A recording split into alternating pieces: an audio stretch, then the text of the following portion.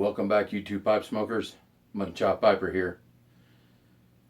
Well, today's video is entitled A Pipe Smoker's Guide to Being a Gentleman. Now, as you saw in the intro there, that was a scene from The Hobbit. It's one of my favorite scenes. And what he is explaining that he doesn't feel that great power keeps evil at bay. It's the simple things, the acts of kindness, the everyday acts of kindness that keeps evil at bay. And I actually agree with that. I agree that the little things that we do, the helping hand that we give to someone, is what actually keeps evil at bay.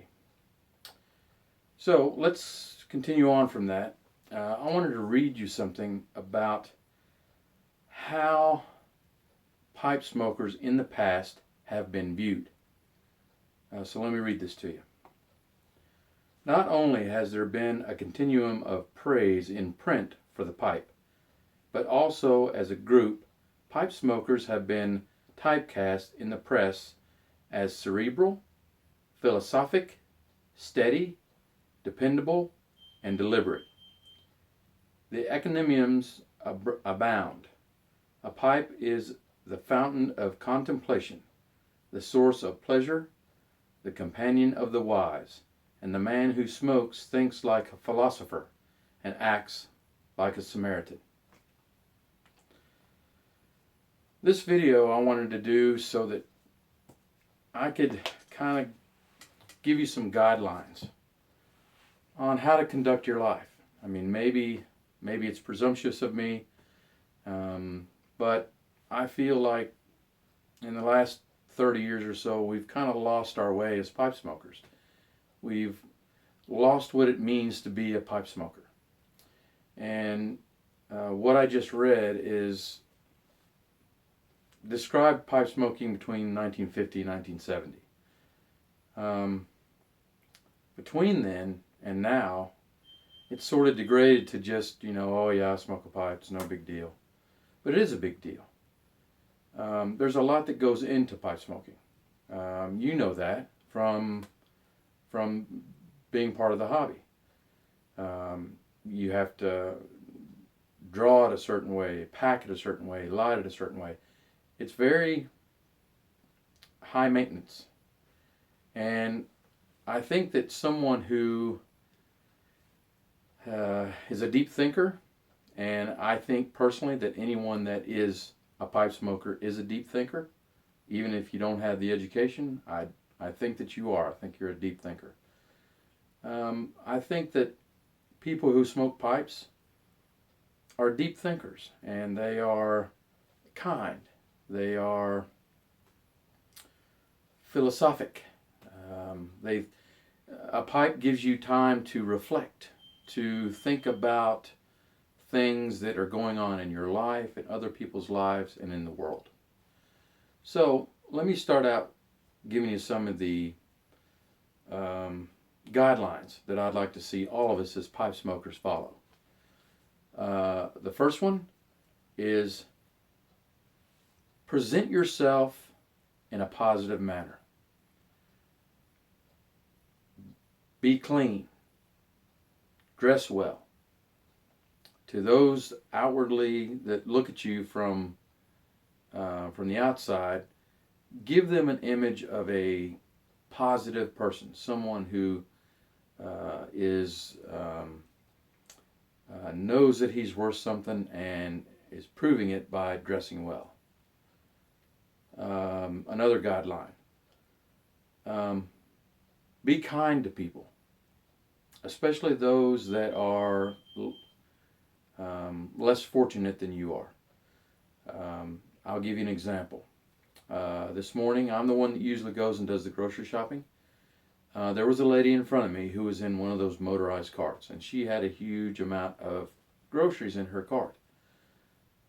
Well, I could have stood there and watched her struggle to get out of the cart, struggle to put the items that she picked on the belt, struggled to pay, struggled to put the bags back in her cart. But I didn't decide. I didn't do that.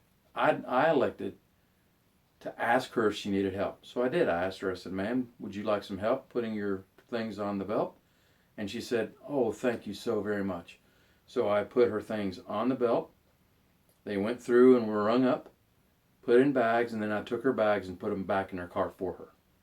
I didn't have to do that. I could have just stood there and tapped my toe and said, "Man, I wish this woman would hurry up." I think that's something that we've lost between 1970 and now.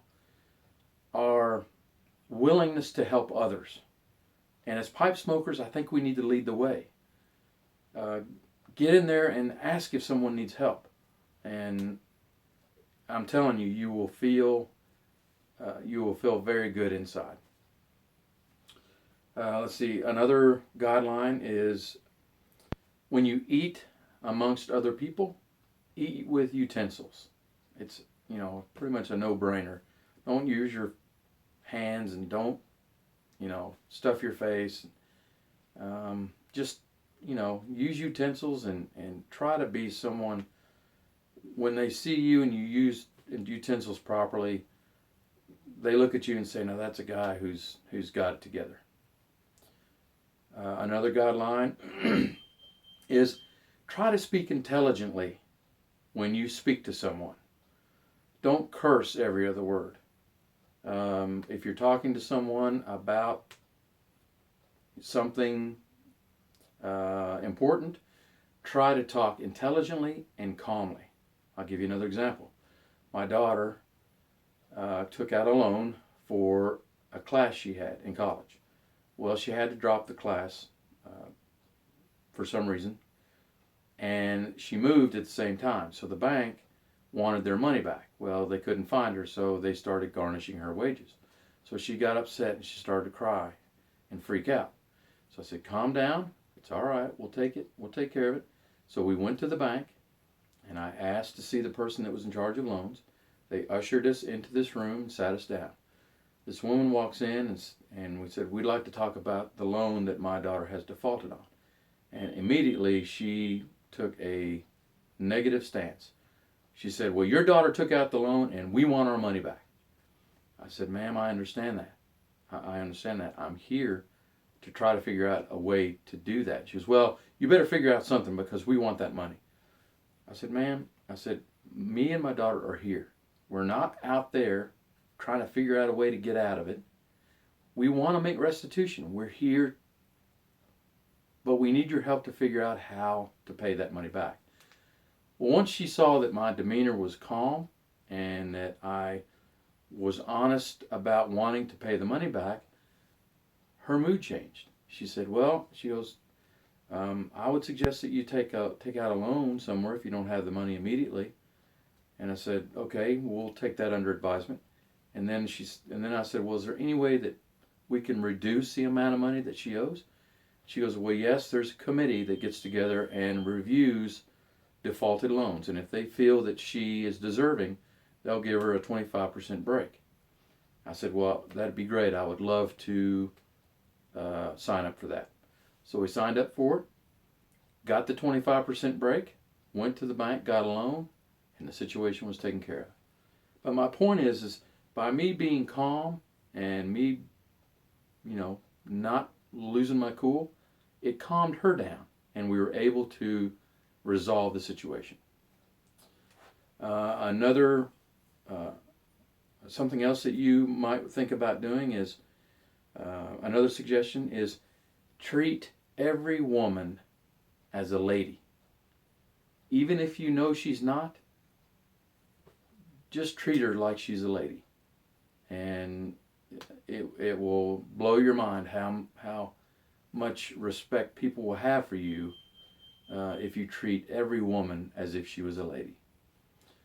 And the last one that I can think of that I would like to pass on to you is treat your elders with respect.